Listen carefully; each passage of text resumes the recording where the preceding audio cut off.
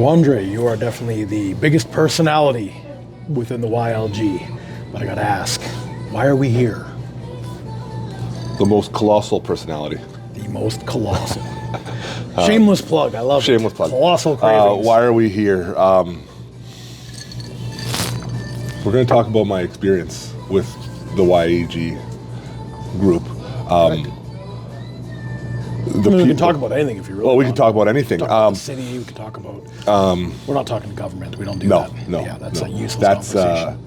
That's anger. Mm-hmm. That's rage bait. We don't do that. We were in the Dominican and we had a dinner get taken over by politics because they found out we were from Canada. Yeah. And they asked, and someone, I think it was the server or saw a table next to us, said, "What's with Canada?" And that became the whole conversation, which we're not going to talk about today because that's rage bait. But it went from a dinner in a cave next to the ocean to I wasn't even the waiter, it was the table next to us overheard that we're from Canada, and they were just, is the stuff we're hearing in the news about your country actually true? And I don't remember who it was, and someone had turned and said, what part of it are you wondering about?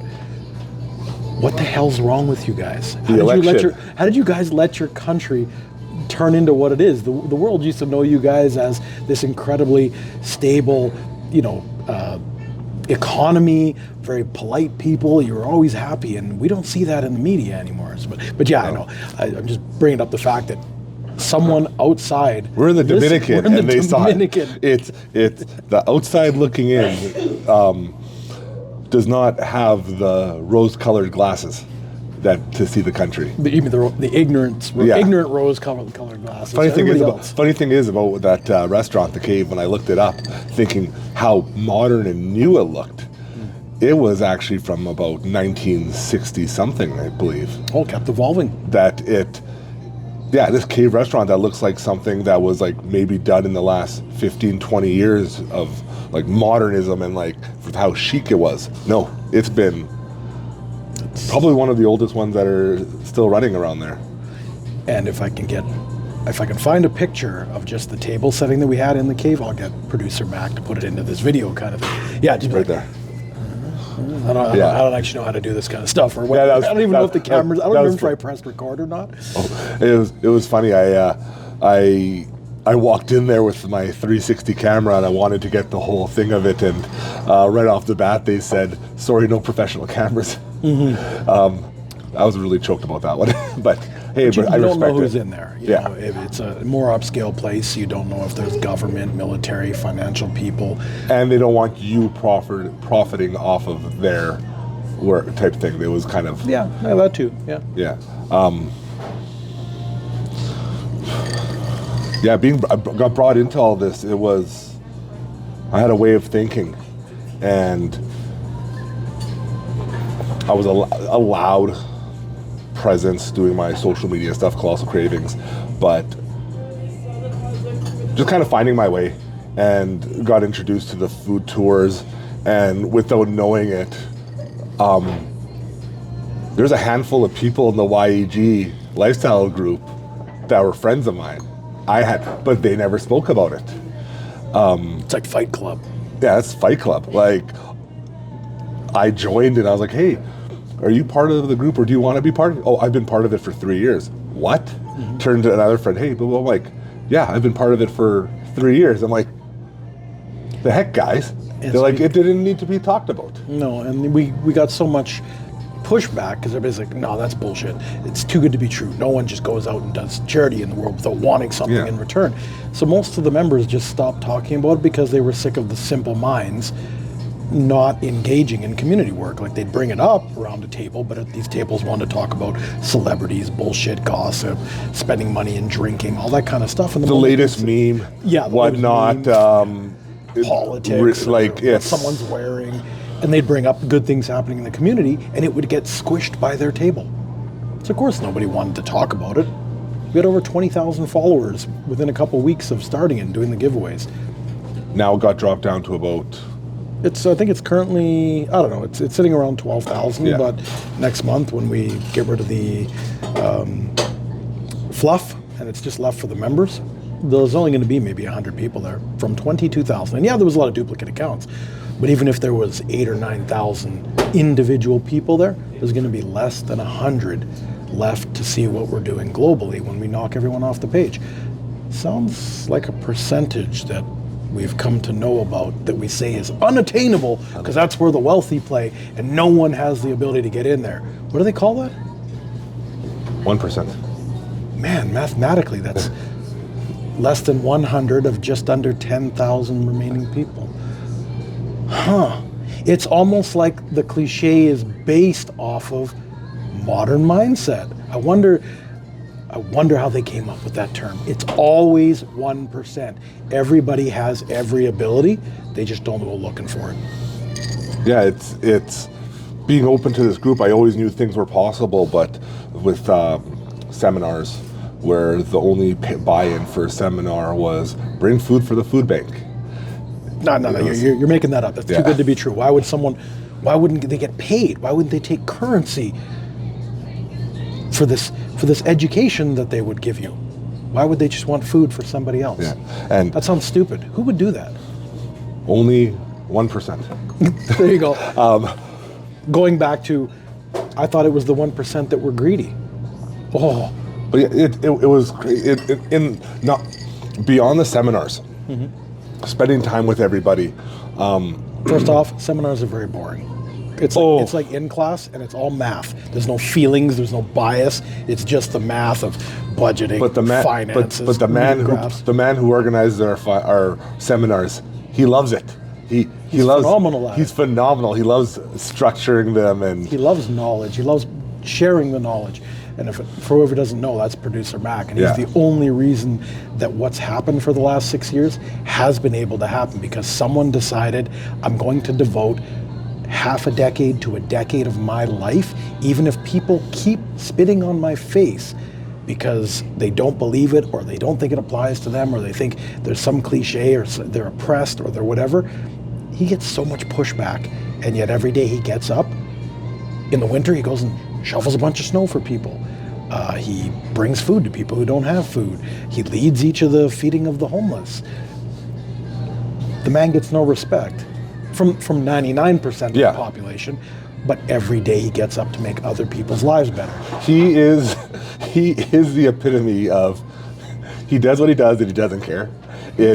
He does care, but he just doesn't care what people think. Not at all. I've known him for over 2.5 decades. Not once have I ever heard him say, I'm worried about what these people will think if I do this. And I told him, we're on the back of a golf cart, the way we're getting ourselves around the Dominican and Casa de Campo. Wait, weren't in Lamborghinis? No. I thought the wealthy all had G-Wagons and Lamborghinis. No. And this golf cart was questionable sometimes. We're not telling the stories of the lost phones and breaking the belts. Yeah.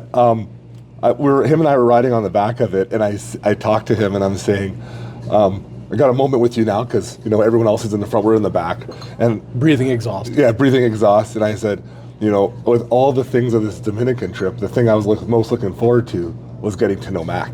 Yeah. And he's a very interesting man. He, unlike myself or whoever else, he's very quiet, and he doesn't advertise things. But it was. To get to know him was just phenomenal. It's probably the best experience anyone here can get. If he's comfortable enough with you to sit down with you and talk, he'll do nothing but help you, and he'll use his life experience. He's not going to use theory. He'll just use his life experience and math to help you. I'm very difficult to deal with because mine is very straightforward. This is how you do it. He will listen to your story and figure out where the roadblocks are.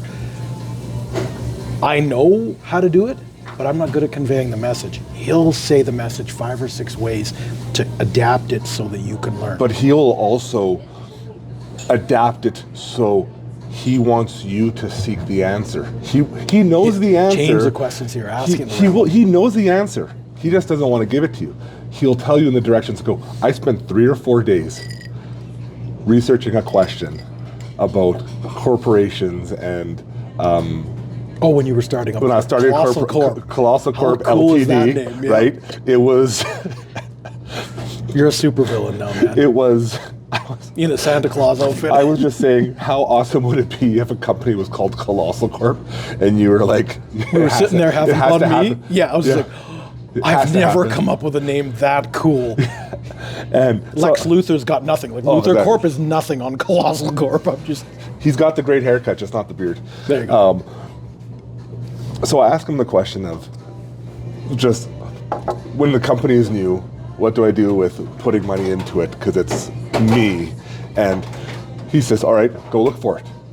I spent days looking, ChatGPT, Google, CRA, just reading stuff. Yeah. Literally banging my head on a computer screen, going, what the hell? I went to him, I said, everything I looked said this. There's your answer. I said, why did you? He's like, well, you figured it out yourself. Yeah. And he was just there to say that your research led you down the right path. I was so grateful for the process that he taught you. I've had this conversation before with Wilson, and the whole, hearing the whole, I want you to, I can tell you the answer, but if you can't learn that answer, it means less. Yeah. Just back to the, like, it's not, people want to know what is not, like, which stock, what stock should I buy to get rich? No, it's the why behind it. Why do you do the research? So you understand the math or the procedure to get to the answer. Why answer. buy, not which one? Yes, what is it, or why is this a good stock? You'll have to look through the variables. Do you know what market rate is? Do you know what volatility is? Do you know what a bull market? What are all these terms that tell you what stock to buy? We'll say anyone can be like, oh, buy this, but if you don't understand why, you only the interaction ends with you buying or not buying that stock. But if you understand why it was a good buy, you can go through the entire index and say, based on these criteria that I learned, instead of getting a direct answer, I can now pick it on my own. Teach a man to fish, give a man a fish. It all sounds like motivational quotes and stuff, but I'm the demotivational speaker. I tell people that. It's bad. There's so many of them where, like, I've learned being around them all, and I'm doing that coming up into this new year here, is I think about all the things I can do, and I'm like a lot of people, so focused on this endpoint. That endpoint, if you don't have all this planned, or if you're not enjoying this part, this thing doesn't happen. And I've been thinking too much about here, and the colossal thinking, and the steps going to. It's that slow burn. It's with the investing and such. You have to give it enough time to work. It's the way the stock market works. It was like, which is the right one to do? This and this and this. If you're looking for those quick trades, day trading, which is great for some people. Yeah. I myself, I would get so dialed into it, I wouldn't be able to ever relax. Yeah. But you identify that about yourself, so you don't go that route and set yourself up. I don't need anything that's an ADHD trigger for dopamine. I don't need that quick. When you traveled with us and we did the day at La Hora, their facility growing the tobacco, everything from concept of seed to sampling all the tobaccos and then rolling a cigar, all the aging. Did anything in there sound like overnight? If you wanted a quality product, which is the same as an outcome, whether it's investment, lifestyle, whatever, was any process in a cigar quick? Never. Nothing. Why do you think we took you on a cigar tour? To show you cigars? I think the quickest part of a cigar was driving the 4 hours to get there. Yeah, or maybe the actual, once everything is together, the rolling process, like when you roll it. But then even then, you have to press it. And then when it's done, you need to wait. But how many years of experience from the people around us helping us roll them got to the point where they could get you to roll one that you could at least smoke? Forget about a quality one. Like ours, they looked nice, but they didn't smoke very well because they weren't rolled properly. Yeah, mine were loose. Yeah. So a few of mine, the guy had to jump in and help roll it because. All right, big white guy. Oh yeah. You're doing it wrong. It was. Unroll it. Let's do it again. Yeah, it was. No, It's humbling, isn't it? it was humbling to see a room of hundreds of people Perfecting their craft. perfecting. These people were artists. Yes. So a cigar that they might have rolled Yeah. at one point in their mouth, and they're just. It was. And they seemed happy, didn't they? They were so like everyone there. They had music playing. There was a. They were like a giant family. It was. They had a table on the front. They had a desk up front. I guess sometimes back in the day, someone would read the newspaper to everybody Yep. while they worked. Because not everybody was literate. Yeah, So they'd literally grab the newspaper and over the microphone just read it. Yeah. sports, news, politics, travel, food, store mornings. So everybody, regardless of their education or income level, had all the same knowledge that day. Amazing. A community that keeps Yeah. everyone equal because everybody wants to achieve. And that's a third world. And what was crazy about La Aurora is what I learned was they're one of the oldest in the Dominican. Yeah. They're the people's cigar. Yes. As in, Yeah. they have, when I looked online, they had everything from an inexpensive, everyday smoke cigar to high end. But it was the true representation of a cigar for everyone, a cigar for the working class. And And they actually had some that weren't for sale that they just make for their employees. oh, See, that's not stuff that goes on the website because that's not something they're going to use to get you to buy it. because They do because it because for their people. because doing that is not, it's not hype, it's not chic or whatnot. It's saying thank you for the years you've given us. No one else can buy this cigar. It's yours. And you're taking the status symbol a cigar has, and you're presenting it to anyone. It's cross-cultural, It's the economic great equalizer. Oh, Take even when on the trip when you guys, the house wasn't done yet, but you guys were in the middle of a gigantic pool. A pool that big is not made for one person. So No. that lonely at the top is all bullshit. But when y'all jumped in, we were doing that goofy video and you all jumped Yeah. in, all 10 of you jumped in around me. Did it matter what anybody's bank account looked like? Did it matter what clothes you were wearing? Hopefully not a lot of fancy clothes. You're in the Dominican and No. it's 35 degrees. Did it matter what your house looked like or your car looked like or what your business looked like? No. Y'all jumped into the pool and Yeah. we smoked cigars. And then went into the jacuzzi, which is also 15 feet long by 10 feet wide. And we discussed how to build out each person's portfolio, how to build out their businesses. Why? Because networks build together. They don't gatekeep. And, Wilson said the perfect thing. He's like, the problem I've had in my life is everyone around me want to gatekeep their information. They don't want the other person to do better because they think it somehow drags them back. that's been my problem. North I've, American I've, mindset. I've always had this thing of I don't need help,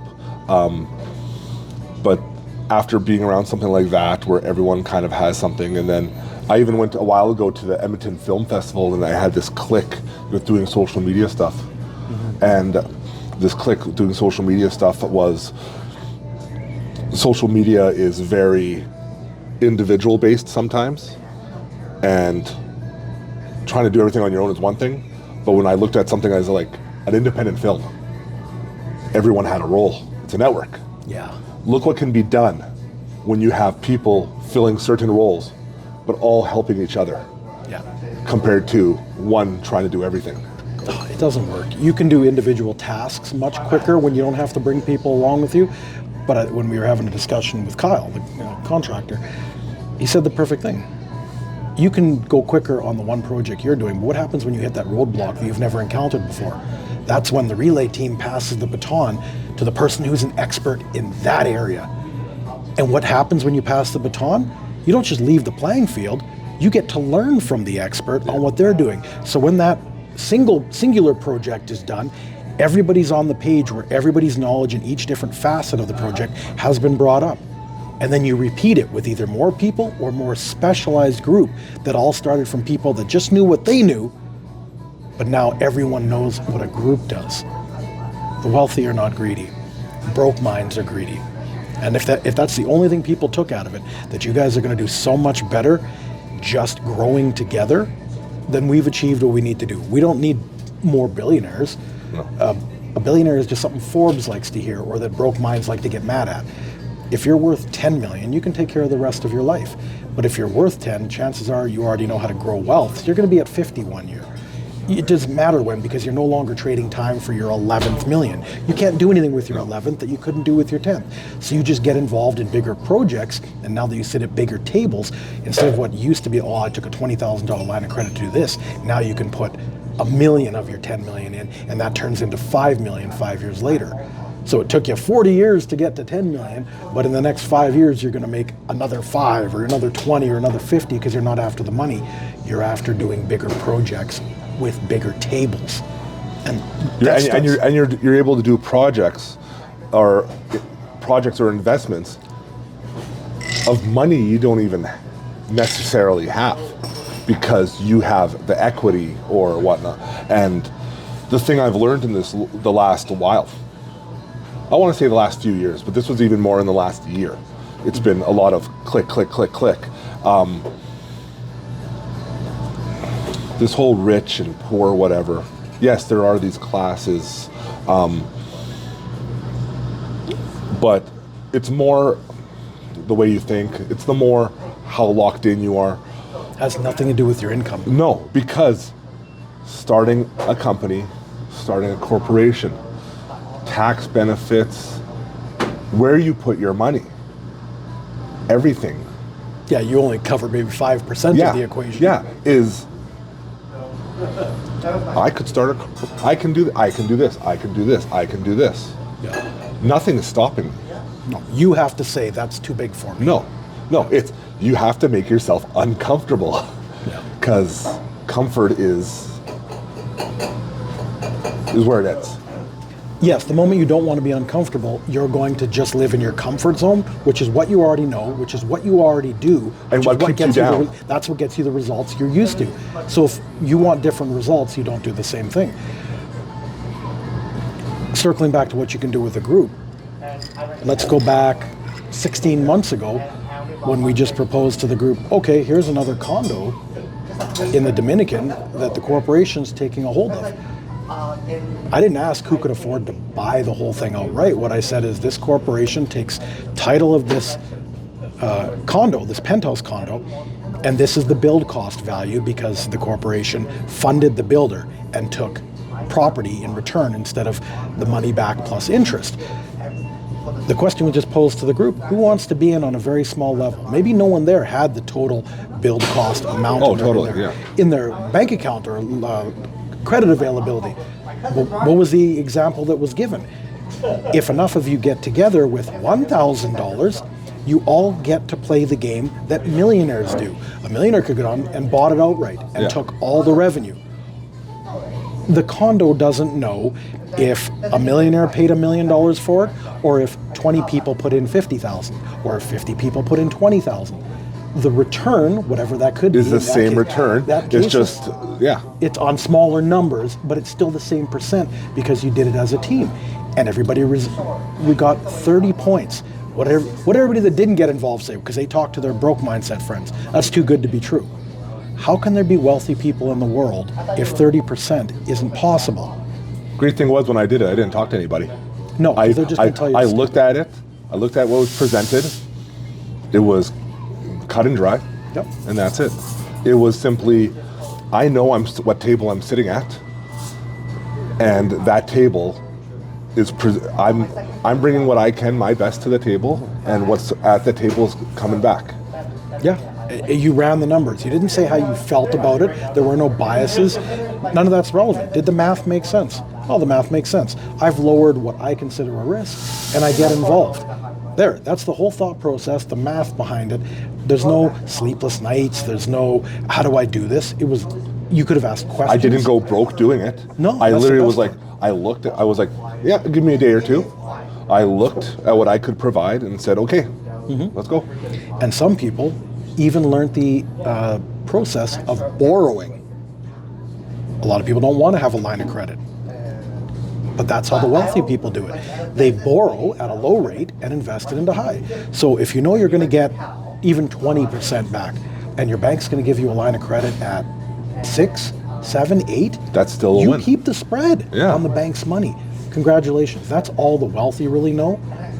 Then the broke people know. It's borrowing at one rate, getting back at another rate, Keeping the spread. and Yeah, and that's wealth 101 right there, but no one wants to bother to listen because they want to pretend that it's so far out of their scope or you have to be immoral or unethical to become wealthy. No, or it's you more rinse and honorable repeat. to be a victim. Ooh, I like that. I've never heard it framed like that, but you are absolutely correct. It's easier to talk about being a victim Because being a victim- hundreds of millions of people agree with you. And being a victim doesn't take work. Yeah, hate also doesn't take work. It's free. it's accepting and doing nothing about it.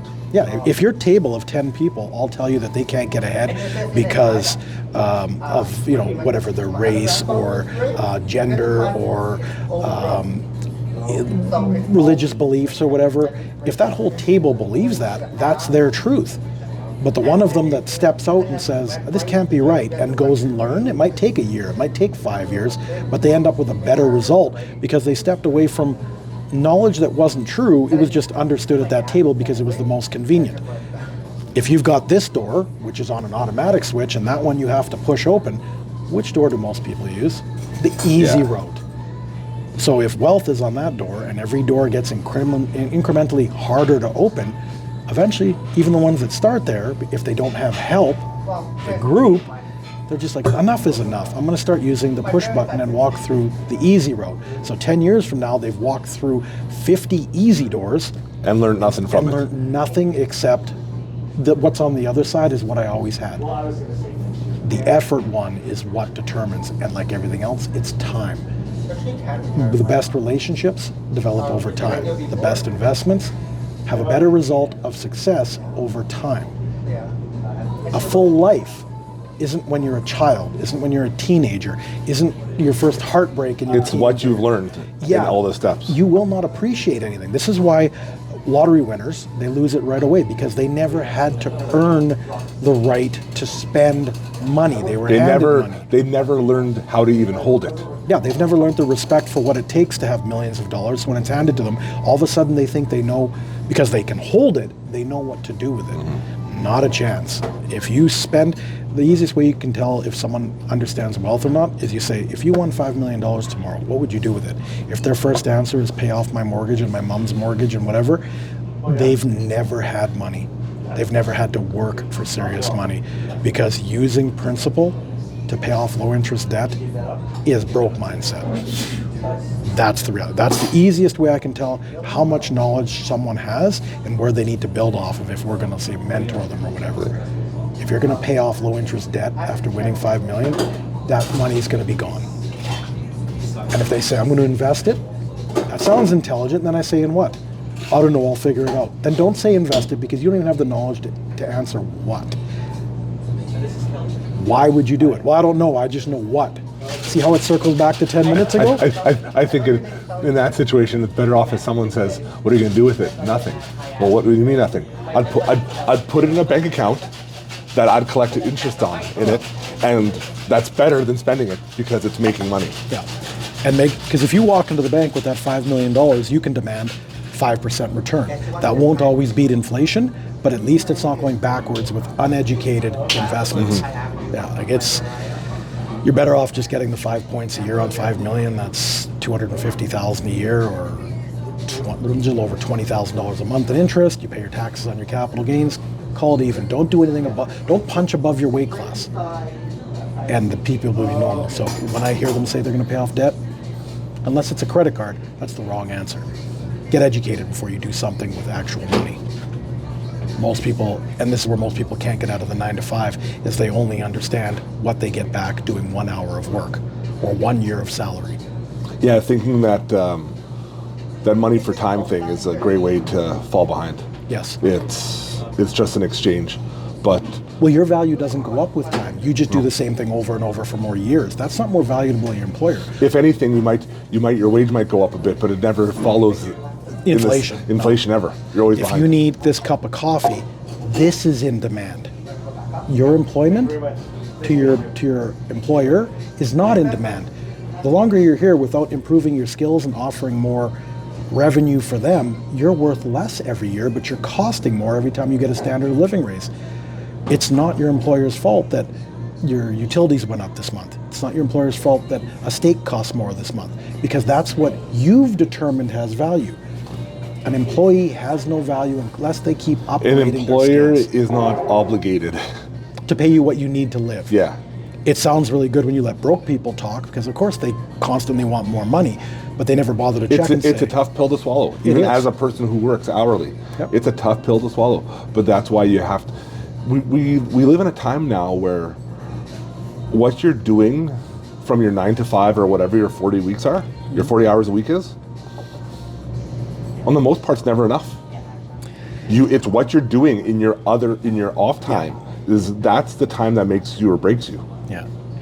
And those are really difficult conversations to have with people, because they'll always bring up statistics of what, a single parent income in a household with a family used to be able to do. Used to be able to have a car, used to be able to have a house, and they compare it to now where you can't do that. On raw data, that looks correct, but it's not actually correct, because that person with one salary isn't putting in the same effort that a 40-hour-a-week person used to. That house back then grew at the same rate of value, but we're not buying that house anymore. We're buying houses that are 2 stories and 3 times as much footage. So you can't compare average house cost with now. higher grade materials. Back in the day, it was higher grade materials. Oh, now, yeah. now Everything's manufactured for it's cheap. terrible. So the quality isn't there. So the repair goes up, but it's matching what people can pay. Nobody actually looks at the dynamic cost. They just look at the social media rhetoric that's put out about how someone else is making their life most difficult to to maneuver or We're survive. also, compared to then to now, we're also opened up to more information, more opportunity. Where with a cell phone now, you can start a business and reach 8.3 billion people for sales.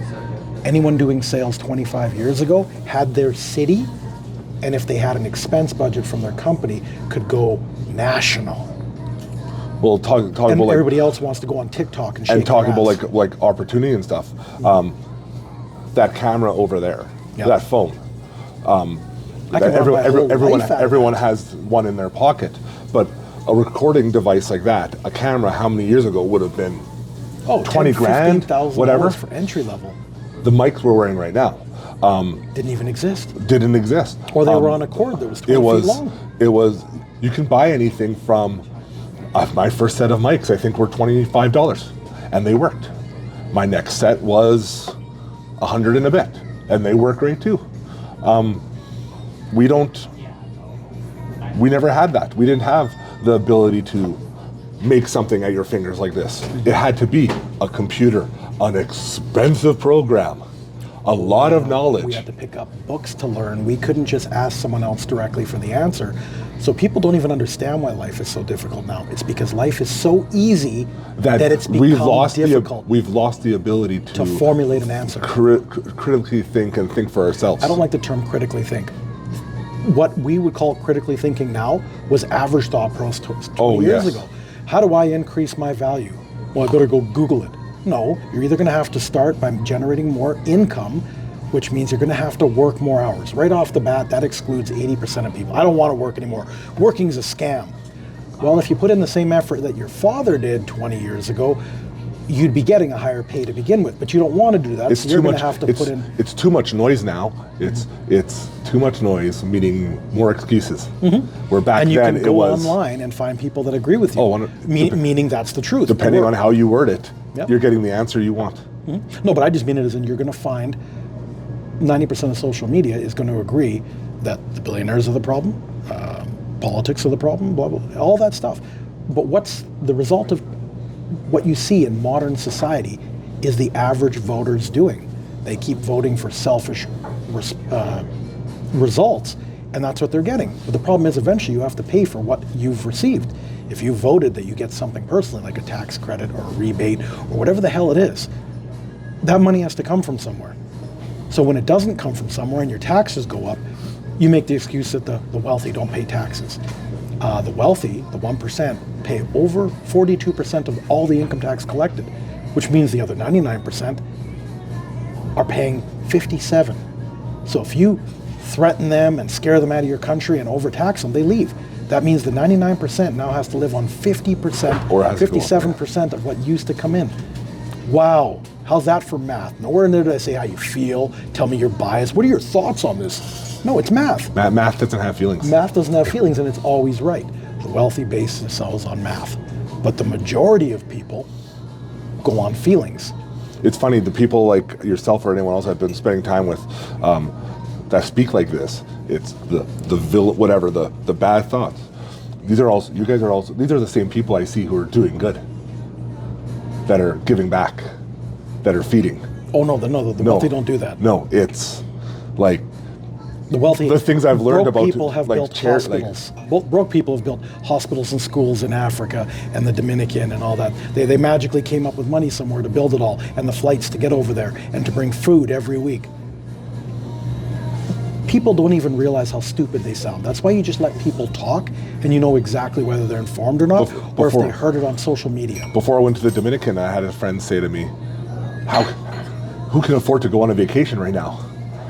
When I was about to go to the Dominican, I said, well, it's not a vacation. It's a trip. Yeah. We're going to be doing things. At no point am I calling it a vacation. And did you lay on a beach at any point in those 6 days? The last day. And even then, on a beach? Yeah, we went to a beach, but even then I didn't lay down because... Oh no, we walked it. We walked it. Yeah. I couldn't lay down. It was one of those things where the trip at no point made me want to lay on a beach. No, because laying on a beach wasn't accomplishing anything. It wasn't experiencing anything. You probably did things at a higher level. What other people need, I got to get away from my life and go drink somewhere for 6 or 7 days. You guys did something. You guys only slept 3.5 to 5 hours a day because we were out in the pool until 2 or 3 in the morning talking about what we learned that day. And I got to watch kind of like the proud papa, and then there's producer Mac even further up because he just put his little toes in the pool, and he's just like giggling like, oh, this is so cool. We got you guys out of the noise of North America, and all your brains are just, you're building it yourselves. We would drop that seed in the water and just be like, Andriy brings up a point. No one criticizes that point. They say, I bet you could do it even more better, like even more efficiently like this. And someone else say, oh, that's where I actually screwed up. I'll save you 6 months of headache and a lot of money. Do it this way. And 4 hours later, everyone in that pool, well, wrinkly, came out like you're exhausted because your brain just in overdrive. That was the point of those trips. Every day overload with something new. Sure, we did a day with cigars. It had nothing to do with cigars other than the fact that that's what we called it, a cigar day. You learned a process that has taken 2 centuries by this manufacturer and their family to get to the point of perfecting something that someone else finds subjective. But that cigar is in a lot of rooms with meeting. It's at a lot of golf courses where business is done.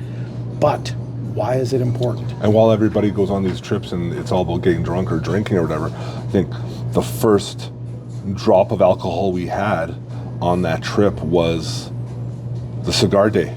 Yeah, they brought out their very special bottle. They brought out their special bottle. There's actually the bottle right out there. It's we kept there. it. We didn't even finish a single bottle a year later. It was essentially just brought out so we could dip the cigar in. Yeah. And then have maybe a sip or whatever, right? Later in the trip, we had some gin.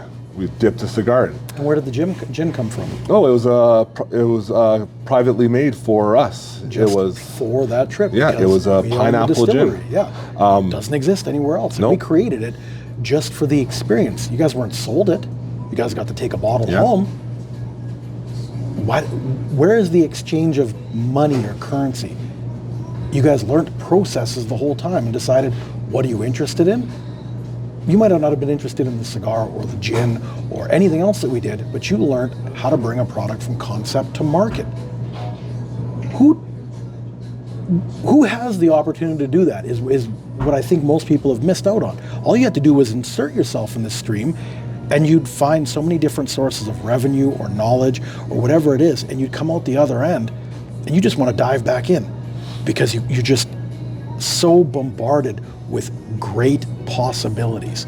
You still have to put the effort in, and you've now got a team that'll help you, but your life when you wake up is, I can do even more today, as opposed to, oh, it's Monday. and to know that you're not alone in it.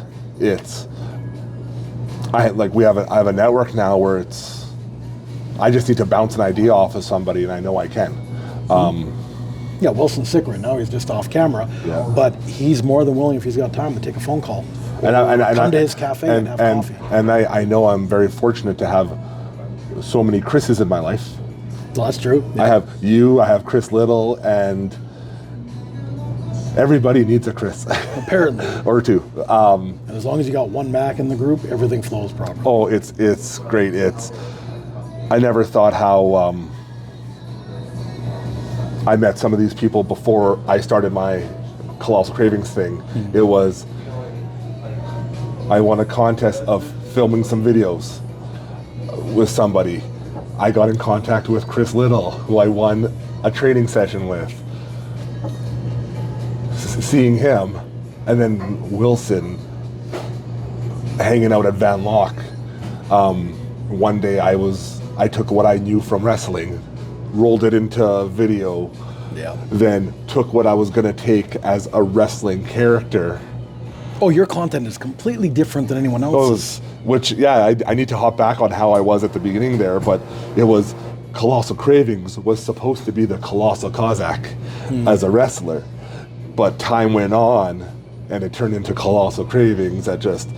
So it was from one thing to another, changed, and never thought that doing this would put me into the direction I'm going in. You evolved. You didn't shut the door on, well, I'm doing what used to be difficult for me, I'm doing it now. That's the extent of what I'm going to do for the rest of my life. And every so often, whenever I feel like I've never made growth, I have someone like a Wilson that says, the person you are today to a year ago is different. So I'm like, really? You were so scattered 6 or 7 months ago when we first, you had so many great ideas, but you had so many that it 100%. It shut everything down. And now I'm at that point where I'm like, priorities. Find out where is it going? Because 100 ideas are great, but if you're not using if it stops you from doing one of them. Well, doing one, right? So. No, it's been pretty cool. But yours is flashing pretty quick, so. You know what? I think we're just about out of mic power, so we're going to cut this one here, but I think we're definitely going to have you back because your conversations, like I said, they're colossal. And we need more of them. Yeah. All right, brother. Thank you, friend.